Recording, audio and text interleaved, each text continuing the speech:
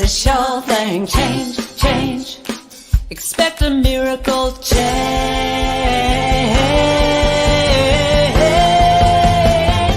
Watch me change when you change the way you look at things.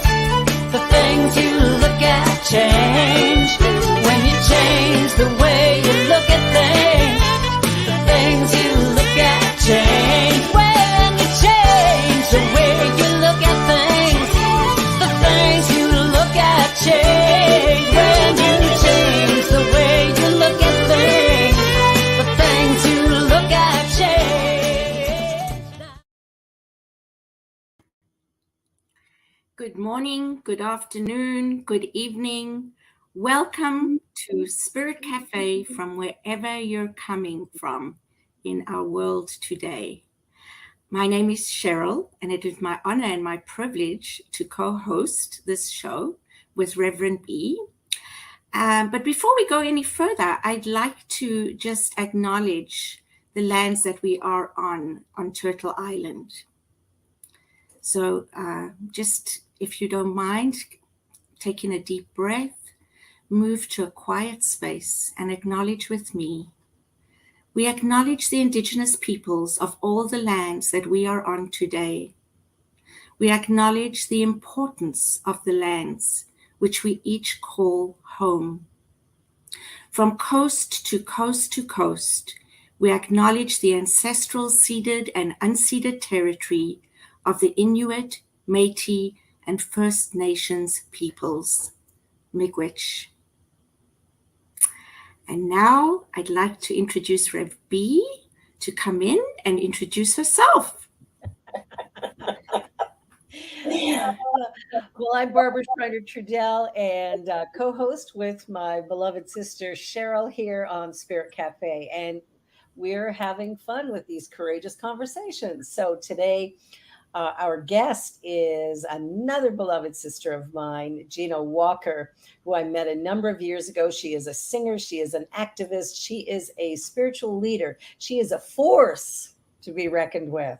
So please just get ready. Strap your seatbelts on, because here's Ms. Gino Walker. Oh, I love it. How are you, my dear? Good morning, sweet angels. Oh, it is good to see you, Rev B, as always. And Cheryl, so great to be here with you. Thank you, Gino. Beautiful. Likewise. Very excited. Hey, in the house. Oh. I love it. I love it. So you've been, we've been talking a little bit over the last little while about some of the things that you're doing, and you've had some interesting things. Plus, you and I did a show together, one of your shows where we talked about some of the issues for Black people in the U.S., but, it goes right across the border. It's up here as well. In Canada, we're not, immune. You're not immune. No, we're not. We're nice, but nice could be a 4-letter word too. It is. So tell us a little bit about your journey, and what do you think is really important for people to know right now when it comes to race relations and social inequity, or wherever you want to take it, sweetie. We'll roll. Woo! That's a big bowl of conversation. It is. And it's one that we absolutely we have to engage in. I'm in San Diego, and I work with Universal Spirit Center. And one of the programs that I help start there is called our Racial Equality Project. And that came about when we were in the shutdown and George Floyd. And, for so many of the other people that I worked with, they were in a state of just being shocked and appalled.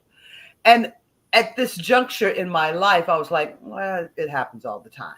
And they were looking at me like, what are you talking about? And I'm like, he's not the first. And unfortunately, he won't be the last. Exactly. And so this journey for me has really been about awakening my senses again to recognize that I have a voice, I have to use it. And in all honesty, as a Black woman, a woman of color, I really don't like that term, a Black woman. I like a Black woman. Yeah. I had kind of gotten very sedated about situations. Yeah. And would I had many accounts came to my mind where I'm in mixed company and people would say things that I thought were out of line, but I'd brush it off like, oh, they didn't mean it. Mm. And this journey of working in the Racial Equality Project really helped me spotlight that I had to show up. You know, I have many friends that we would get into knockdown screaming fights because we have that nothing's going to change conversation. Doesn't matter what you're going to do, nothing's going to change. Yeah. And I remember the first day that hit me in my gut that if that's where I'm living, I'm as a big a part of the problem. Mhm. Yes. I'm part of the problem because in that sentiment, and I said back to my friends, I said, you're absolutely right. When I finally got clear that nothing will change if I don't change. Nothing will change if I don't change. True. You know, and it's not that I'm saying I'm going to change the world, but I know I knew I had to change. And so, with that, one of the things that I brought to the center, we took a trip to Montgomery, Alabama, Yes. to experience history, to explore this uncomfortable conversation. And initially, it was about 12 to 15 people. So I was very excited that many people wanted to go. And I have to say that outside of myself, I was only a Black person. We did have a Latino man, but just due to some people getting ill, that ended up being only about, I think, 6 of us that went. Yeah. And so we were in Montgomery, Alabama. Where we stayed was right off of the riverfront. And I did not know that this was the street they marched the slaves from the ships. Wow. Once they docked, they marched them down the street like livestock Mm. to the center of this street. There's a little go round there, a roundabout. There's the word, a roundabout. And they've made it, they put a beautiful fountain there, but that roundabout served as where they would separate families, break off the slaves. Uh, and so there was that. So there's an energy already that was there and present. And then we go to walk the bridge of Selma Mm.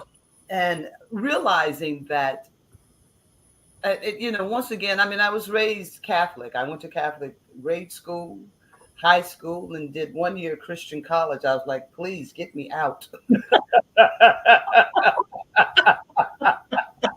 That's funny. Get me out of here. Um, but looking back on my teaching, I was taught really nothing and very little of the true essence of our history. Yeah. And so recognizing that the Pettus Bridge, he was a Confederate general that hated slaves. Mm. So there's so many things, and not just in the South, but there's so many things in the South Yeah. that celebrate this part of our history that we dehumanized individuals, human Mm. beings. And so I won't go through the whole trip. I mean, we went to Birmingham and everything. We went to Birmingham. We did the Freedom Riders. Everything flipped for me when I went to the Legacy Museum. Brian Stevenson, his organization, Equal Justice Initiative. That's early morning here for me.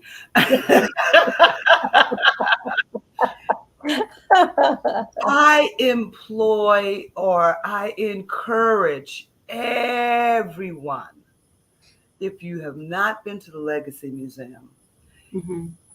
it is our history. Yeah.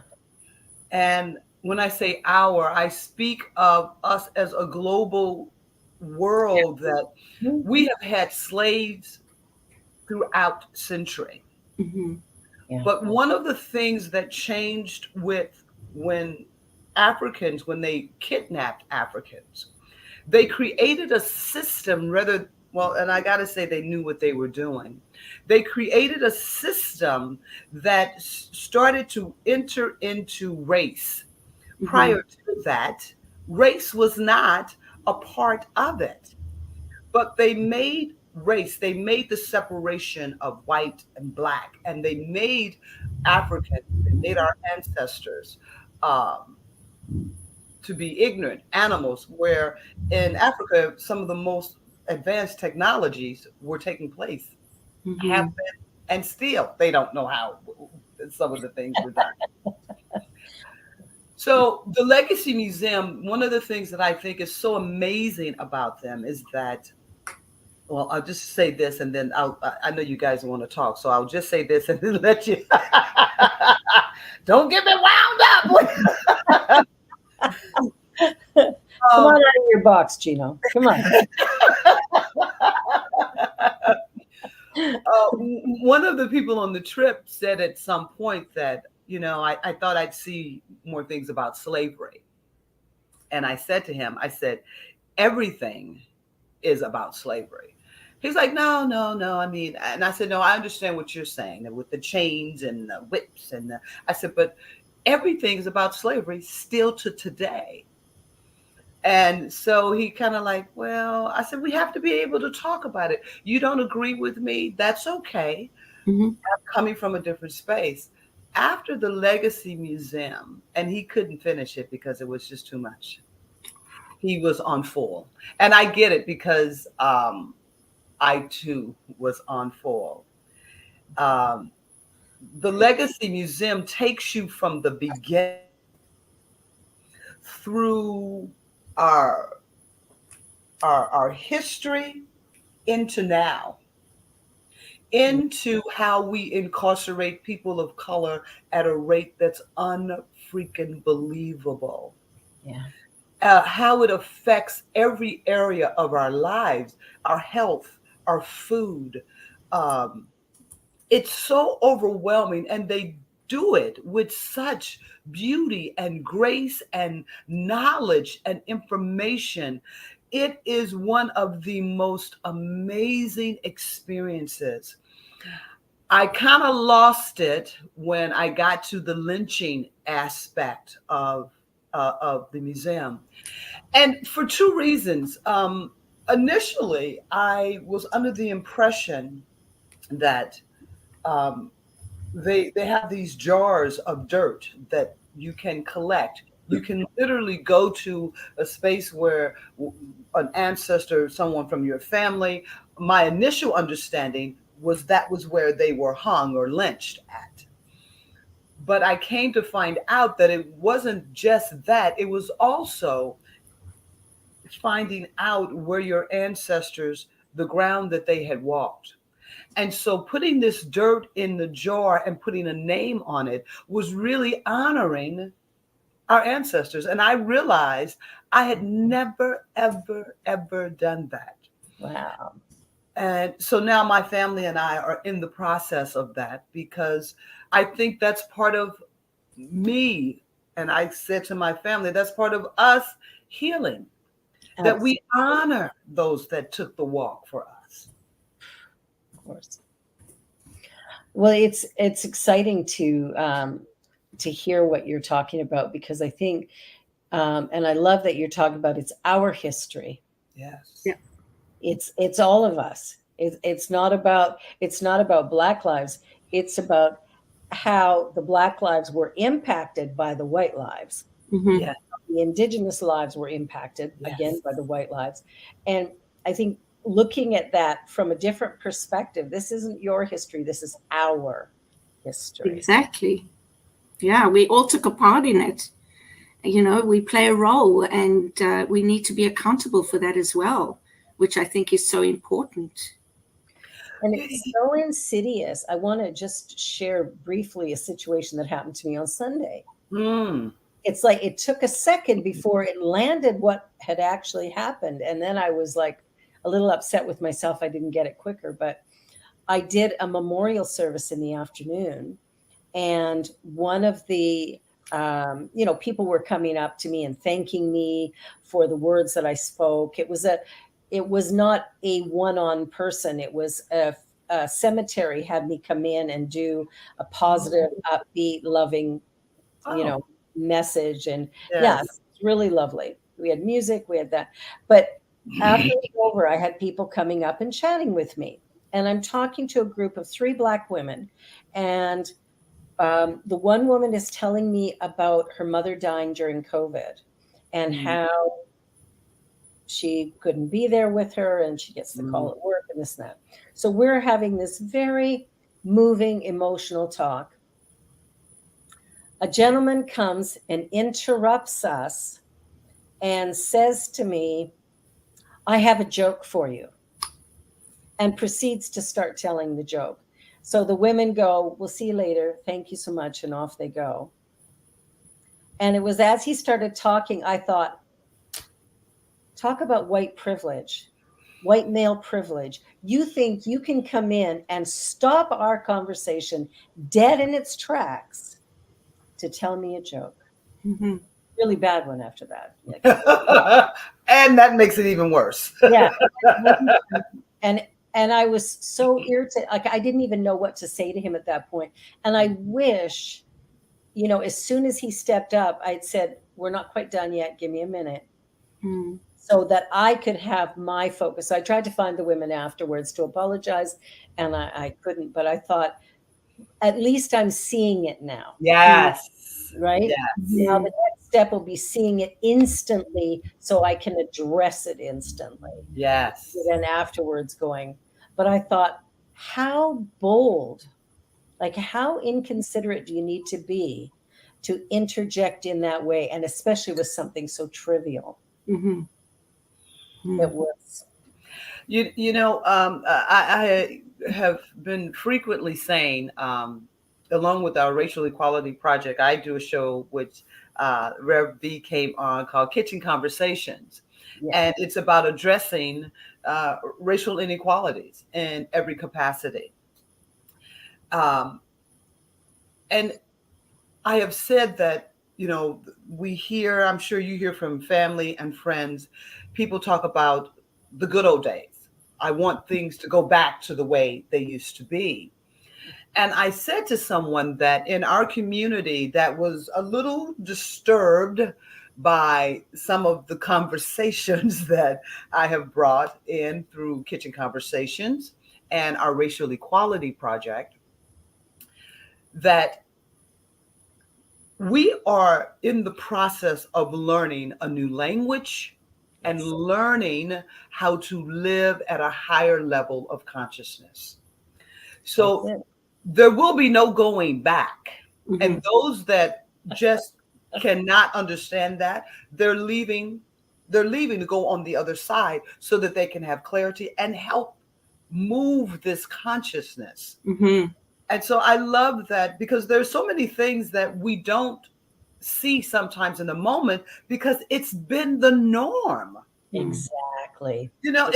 And people would say, and I would have said before, oh, that's just a little too much. But I get it. I Mm. get it that these things have been so instilled in us. Yeah. It's such uh, an easy thing for us to accept that we don't see it. So Mhm. when you do see it, I'm like, yay. When I see it, I'm like, I saw it. Now the next time I have to say something, but I Yes. Yes. saw it. I felt it, Yeah. That's the thing, is that awareness, because awareness is power. Yes. So, when we get to that place where we get it sooner rather than later, that makes a big difference. Cheryl, you had something you wanted to? Well, I also think what's important for me is the books I've been reading and the education I've been taking, and so that I am more aware.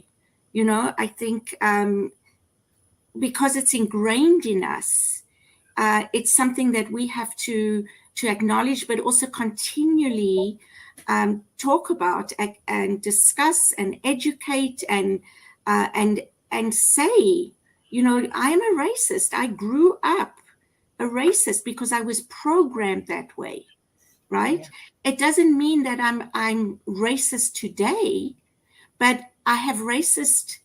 How can I say? There's probably still some racist, unconscious some things in me that I'm not aware of, that I really truly and hope that as I learn more and am able to have this conversation more, that I'm able to release all that and let it go.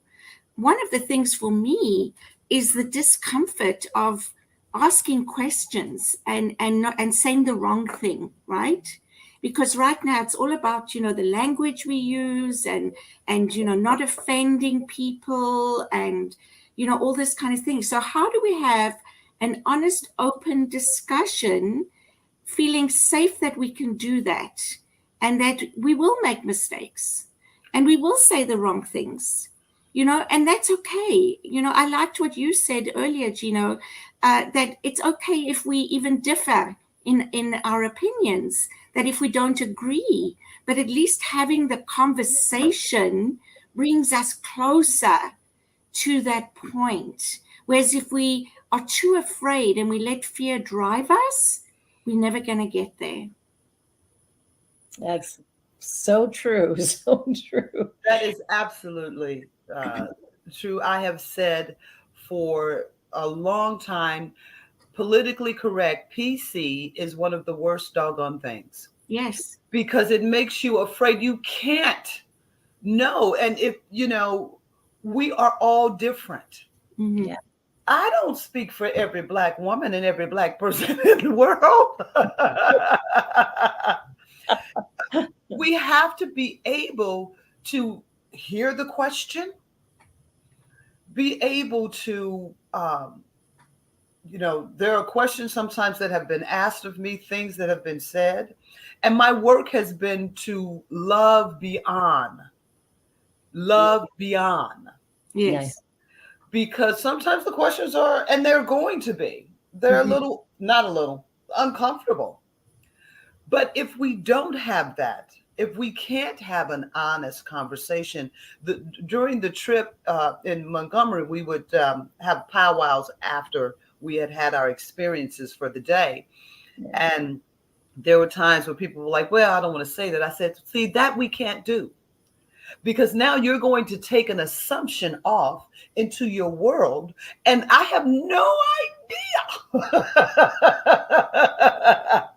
what you're going to create out of that. But chances are you're going to create something from an old paradigm, from an old program. Yes. And so I think it's important that in our community, I try to let people know that we have a racial equality project. We meet every second and fourth Tuesday of the month. We meet on Zoom, and I encourage and invite people. When people go, well, you're only looking at it from one side. I said, I can't look at it from your side. I'm not white. I said, but I encourage, please, let's have the conversation. Let's do it. Yeah. So I will put this question to you, ladies, because someone said to me, I go to church to have peace and feel love. And I believe that this is where I believe conversations like this should take place in the church. What do you say to that? I agree completely. 100%. 100%.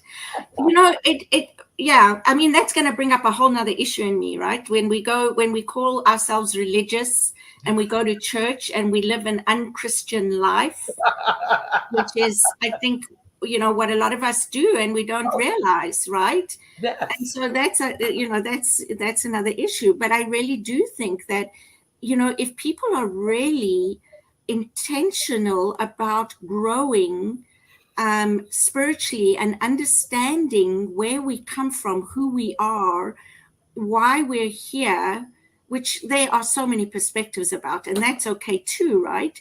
But having Yes. the conversation helps us understand each other and accept each other in a different way, right? Because Yes. I can see Barbara and have a conversation with her and say, well, I don't agree with you, but that's okay. I respect where you're coming from, right? And we Right. should be able to do that with everybody. And so why not in church? Where else, if not there?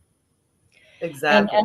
as a minister, I think my role is to create some discomfort in order to shift paradigms. I like that. Yeah. Like if I'm just in agreement with you all the time, like, oh, isn't that sweet? Isn't that lovely? Isn't that beautiful? Regardless of what you do, how could you possibly grow? How could you possibly become, more spiritually awakened or heighten your consciousness if nobody ever challenges the belief that's holding you stuck or the belief that's keeping you in this difficult place? I think that for me, having difficult conversations in church or in our centers, our spiritual centers, is not a good idea. It is a must. Essential. It is essential that we begin to do that. And we have to be able to make mistakes. We have to be able to open our minds and hearts so that we can learn something new. I pastored a Black church for 11 years, or it was the assistant and then the interim. And I stepped in it a few times from the pulpit. But the nice thing is, people told me. Now, I'm a Yes. white woman raised in a white city with a white family with a whole white history. It's like I get white. Okay, I get that one. What I need to understand is the different food. Why it is you don't go up and touch a Black woman's hair Oh, generally, right? well, Like, can I just say something to that? go ahead, go ahead. I changed my hairstyle a lot. Yes. And so I had this beautiful afro that I was sporting. Yeah. And this was back when I traveled a great deal. I traveled, God blessing, I was a touring artist for well over 15 years. And so I'm going into this center, and I'd been there before, but I have this beautiful afro, and the minister's husband comes up to me. He goes, "Oh my God, Gino," and he just grabs my hair. And I said, "What are you doing?" He said, "Well, your hair is so beautiful." I said, "You don't touch my hair." And he was offended that I called him on that. And so here's the thing that then took place, because I'm pissed off that you touched my hair. Mm-hmm. But here's the reason why. And so then there was a little rumbling, because then he shared with people, like, touched, hair. She got all blah, blah, blah, blah, blah.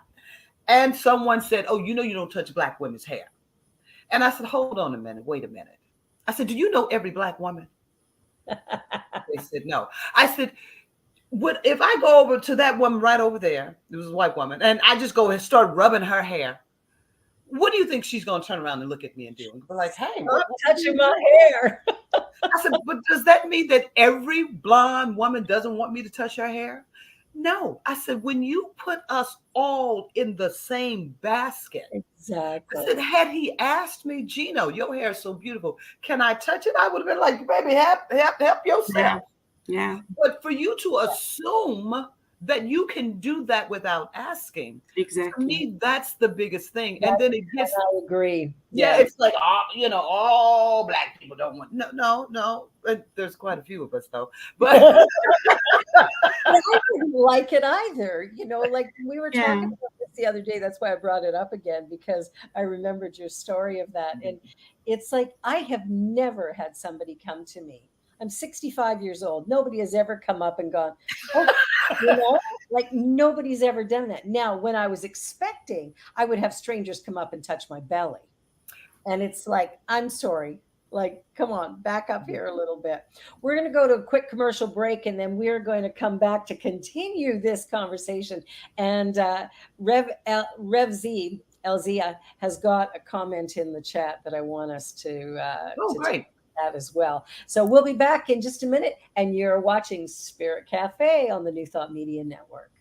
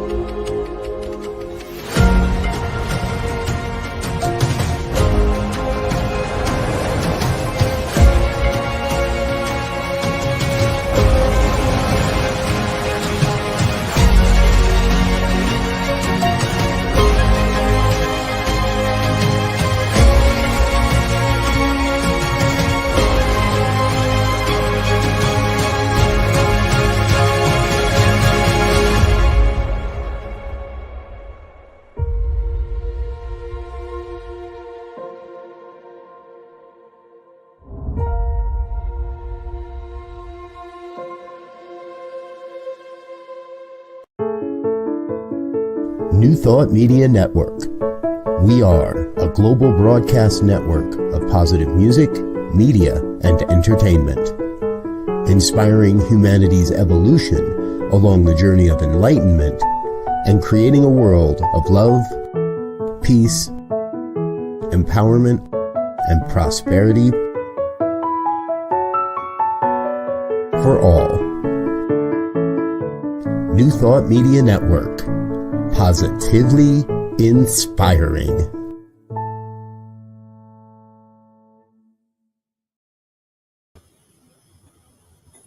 Welcome back to Spirit Cafe.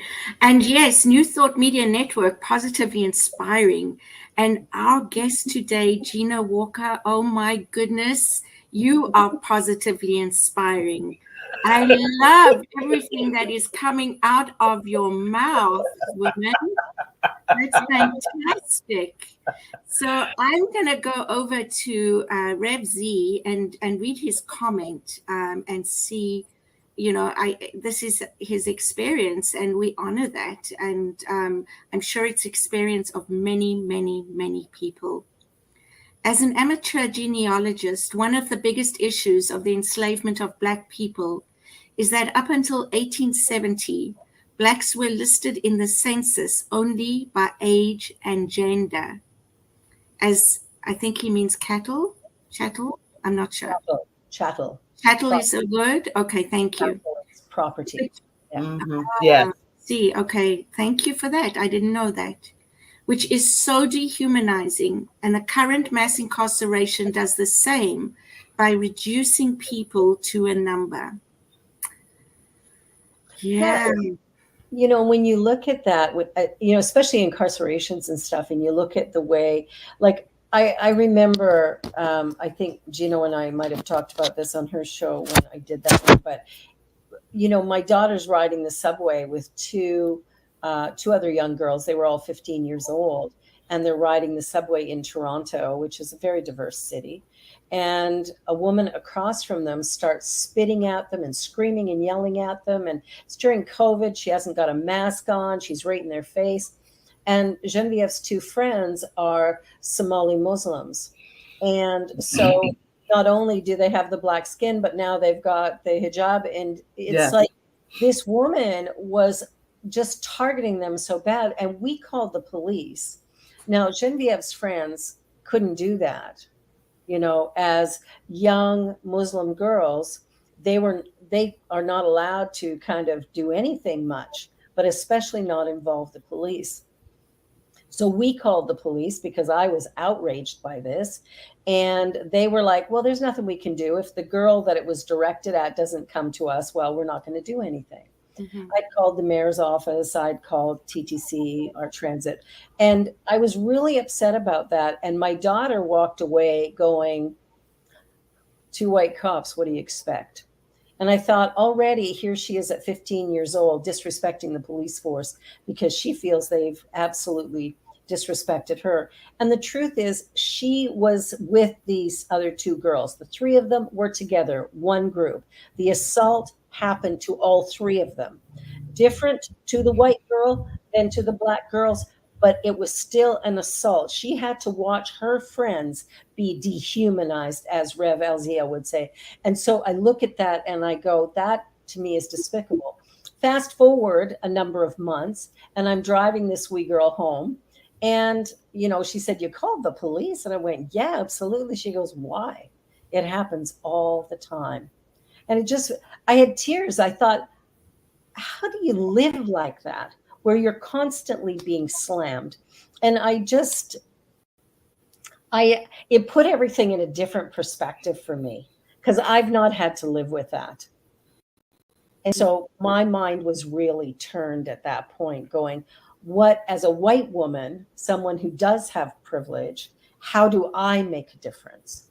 Mhm. And that's my journey right now, is finding my voice and my ability to do something different, or at least Absolutely. the attempt. Yeah.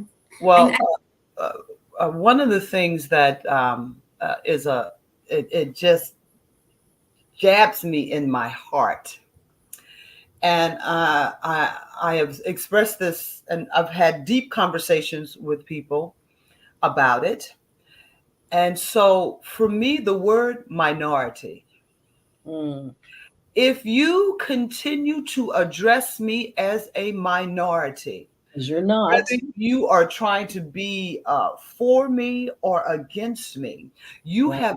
have locked me in a place that automatically says Mhm. I am less than you. Mhm. Absolutely. And there are people like, but no, I'm fighting for all people of color. Not when you're calling us a minority. You're fighting for uh, uh, people of color, Black people, Indigenous people, Latino people, when you recognize that we are human beings and people just as you. Mhm. That the only thing that makes you superior is the fact that this story has been built and branded within all of us. And if the story remains the same, if you address people that are different than you as a minority, and they said, well, we're highlighting. I said, you're highlighting the problem. The problem is that you're saying that there's an inequity. If you want to say there's inequality, Mhm. but when you say that somebody is less than, Mhm. Yeah. it's just one of those things that tears my Love that. heart, Yeah. because it just sticks me in a way that then I'm still in the same space. So Mhm. you're fighting for somebody that's less than. That's not who I am. No, definitely not. And you know what I love about that, Gino? That's awesome, because Genevieve came home from school a few years ago going, I heard the most ridiculous thing today. And I said, what's that? That women are a minority. She goes, we're the majority of the population. We can't be a minority. And I mean, if you look at people of color, I'm sorry, white people are the minority. We may act like we're in the majority, but we're not. Christians in the minority, right? Mhm. Like, if when you really want to look at that, it's because that's not what it's about. It's about creating separation. It is Mhm. about creating It's about separation. Well, creating separation. and that's one of the things that I've learned in some of the work that I've been doing, that everything that's been created around race and racism has been engineered, and it Yes. has been done so. And I think you mentioned that earlier, Gino, that it's not by any mistake. It's been done consciously, right, with purpose. Yeah. And one of the things for me is when we talk about dehumanizing, I believe that, let's look at it, and I'm going to name it, white men created and built the society that we're talking about. and we've had to, as women, as Black women and men and people who are different in any way, LGBTQTW, we've all had to fight for our rights to come forward and create change. And no man was going to do that without that kind of pushback, right? Absolutely. And so for me as well, like when I read things about incarceration, and the number of people who are Black that are in prison, the number of people who have mental health issues, that's a further dehumanizing of a group of people. And so for me, these are systemic issues that Yeah. we can't just address one thing at a time. We have to actually create a shift in the culture that we have created, the society that we've created, and go back to cause instead of trying to always address the effect. So that's something that I've really become very aware of and conscious of. So I'd invite you to share what your thoughts are. Sure, I love that, because what we see is that it bleeds in every area of our life. So it doesn't matter if it's about race, it could be about sex, it could be about gender, it could be in the workplace. I mean, it's this dis-ease that just breeds in every place, Yes. because we've created a system that there has to be a hierarchy, and then those that fall up underneath that. And it's a system that, the pandemic showed in so many ways Mm-hmm. that and I don't want to use the woke culture, but I want to say that awaken our spirits, awaken people in a way that there was a call that, wait a minute, we're better than this. Mm-hmm. We can do more than this. I had this beautiful transgender on my show, on Kitchen Conversations, and I was so blown away. And then I thought, well, yep, but of course. So she's telling a story, and she is saying how in parts of San Diego, in the Hillcrest area, that she feels uncomfortable. And I'm surprised, because the Hillcrest area is a gay community. Mm. And I said, well, why would you feel threatened there? It's a gay community. And she said, even in the gay community, I'm like, oh my God, when can we ever stop? Yeah. Even within the own structure, we're all fighting for this equality. This is your brother, your sister, and yet you still, because you are, and I'm gonna say it like you sure, I'm gonna call it a white male, Yeah. that's threatened by this divine spirit that is calling forth her true essence. Mm-hmm. And so now you have been antagonized. So now you're going to throw this on someone else. Mm-hmm. It baffles the mind. Yeah. This, it's like a deep-seated unawareness Yes. that we just all participate in at some level, on some degree. If it's something different from us, or different than an experience that we have lived or that we've known, we want to name it bad. We want to name it not good. We want to name it a threat. Yeah. And it's like, oh, and my heart just went out to her. Mm. I was just like, wow. Mm. But, in the Black community, if you're dark skinned, you're not conceivably as beautiful as what we, in my day growing up, a high yellow. High yellow. You got good hair, bad hair. Yeah. The Well, lips. Yeah. My mother had beautiful, full lips. And at different gatherings, when families come together, she used to get flack. Mm-hmm. And I was all in it about it. Don't talk about my mama's lips. And this was before I realized that, women are getting Botox to get your lips, mama. Yeah, Yours are exactly. natural. Thank you for, Yeah. so yeah. Yeah. And the whole point is that it's learned behavior. It's learned. We think this is our belief system, but it's not a belief system. It's been learned, taught, and ingrained in us. And so we really need to recognize that and be able to educate ourselves again to unlearn what we've learned. Yes. And I think the only way that we can do that is by having some of the same experiences. When I say that, I get goosebumps, because it's also about hearing your experience, like truly understanding what you went through and being able to empathize with that.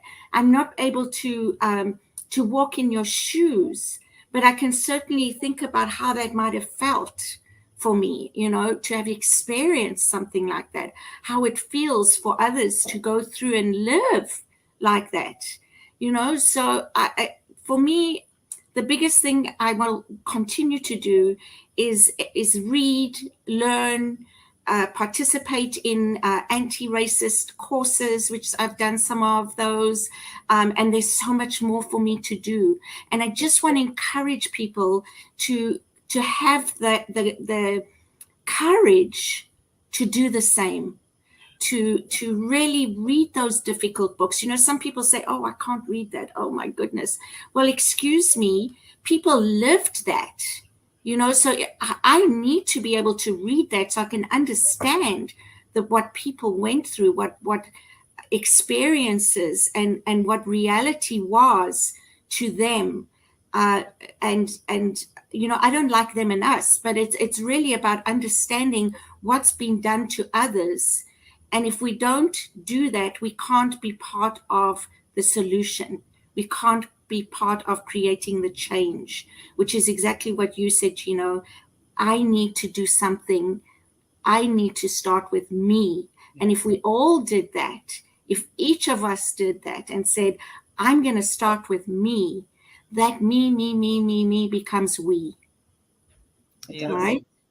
Yeah, and I love that. I love that idea. And I know for myself, I've done a lot of reading and workshops and stuff also, because it's so important to come to understand. And I've watched films.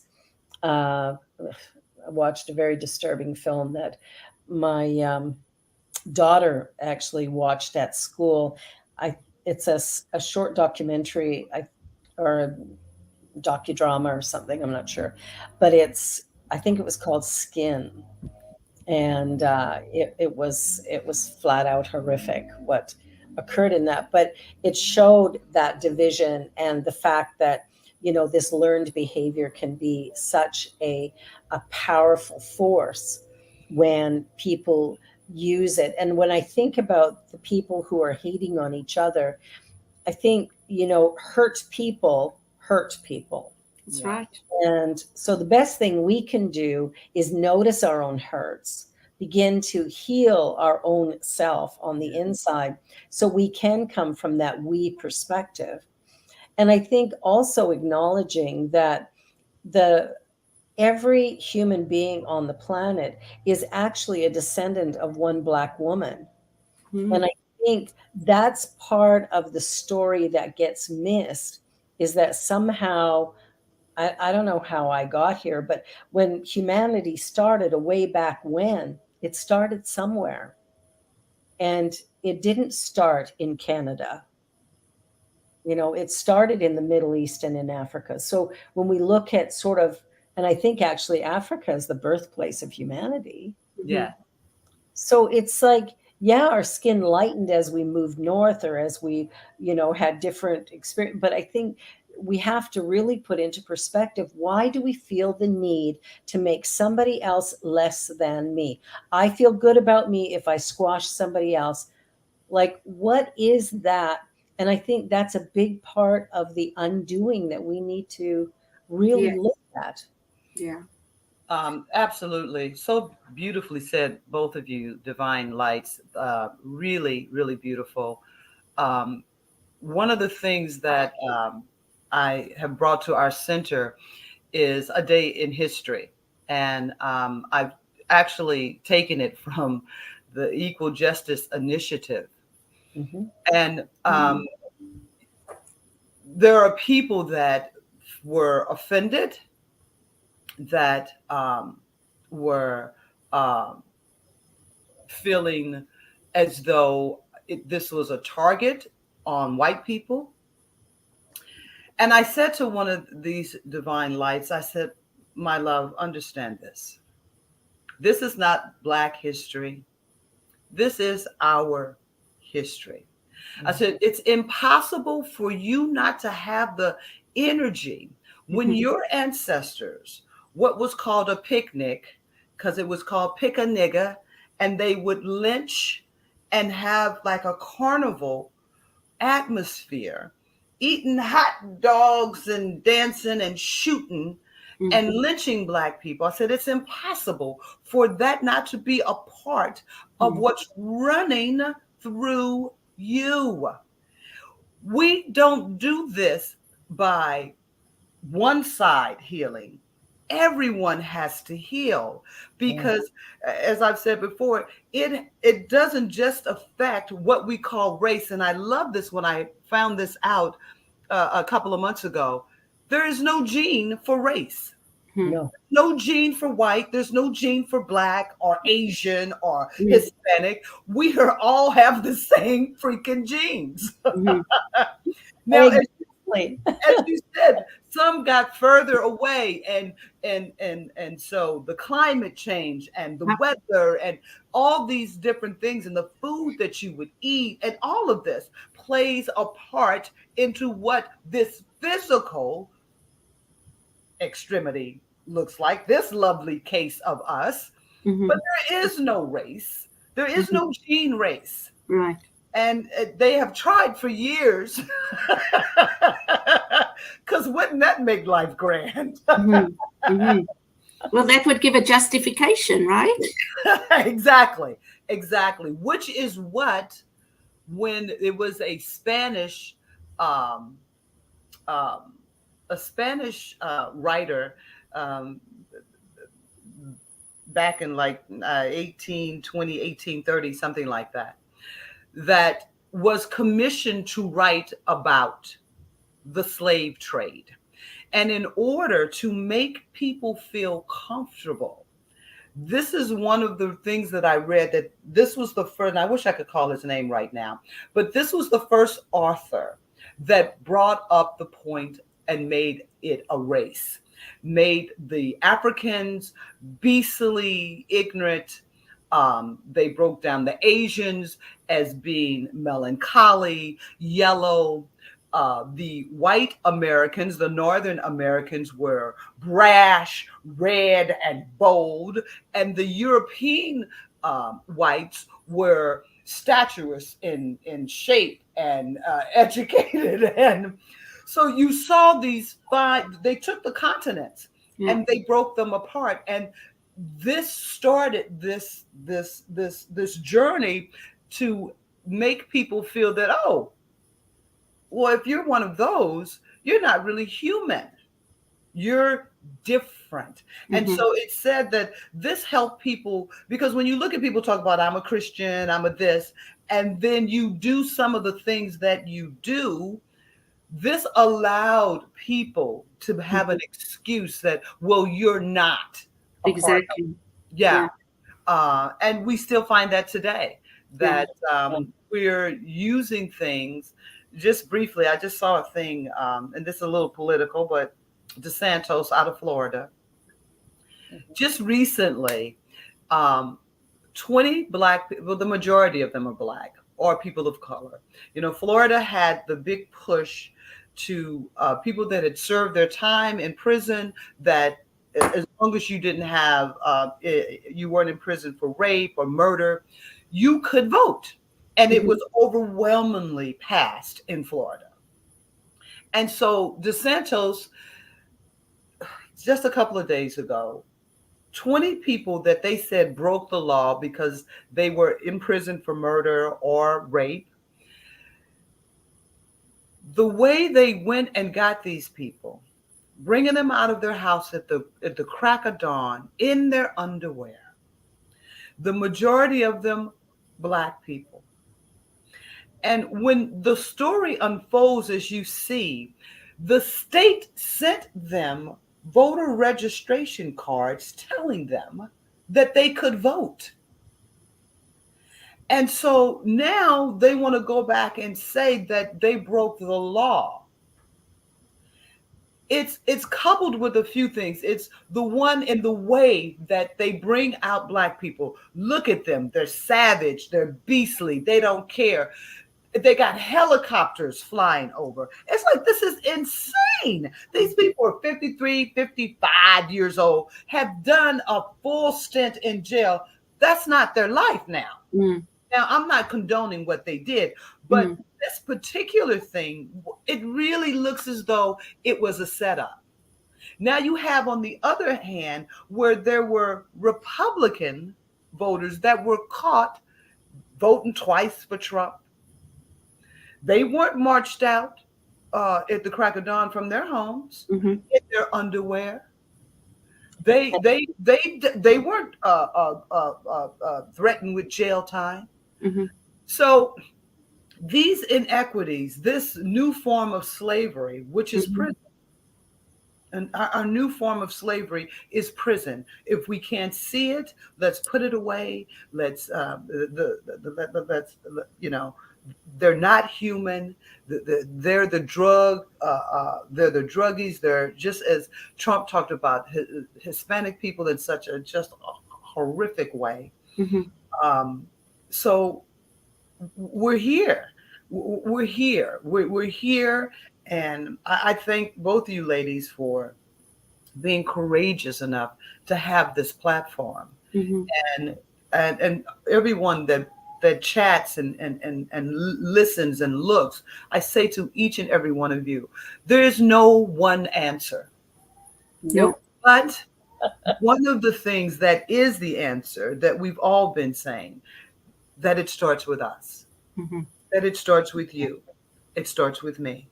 Yeah. And the big one. We, me began to do the work. And you're going to be called in different ways and in different areas. And there'll be some things you understand and some things you don't. But we can't stay where we are. Exactly. Yeah. That's the important one there, is we have to make a change. It's time to make a change. And in order to do that, we have to begin where we are. Yes. Any final words, Miss Cheryl? Well, I this could start a whole nother conversation, but I'm going to say it anyway. Whatever's happening in the world right now, all the upheaval, all the, the stuff that's coming out, like even with Trump, I'm when he came into power, I was horrified. Yeah. I'm going to put it out there. And then I had to think to myself, okay, there must be a reason for this. What's happening is that everything we thought had been dealt with, like, oh no, there's no racism, there's no this, there's no that. Well, you know what? He just stirred the pot and it's bubbling over. And so thank God for that, because it gives us something to address and to acknowledge and to be able to change. Because if we don't acknowledge it, if we don't see it, we can't change it. Exactly. We got about 20 seconds left. Gino, final words, final thought? It is a blessing to come together and have uncomfortable conversations. I thank you. I applaud you. And I love you. I miss you, baby. I miss you. I hope to see you in November. I hope so too. We're gonna make it happen. And I just want to say, it's time. It's time, people. There's one thing going on. We're all some part of it. Let's come together as the family that we truly are. I love you, Gino. I love you, Cheryl. Love all of you who are here. Deja, it was so good to see you. I miss you. Bye, everybody. This is Spirit Cafe signing off. Bye.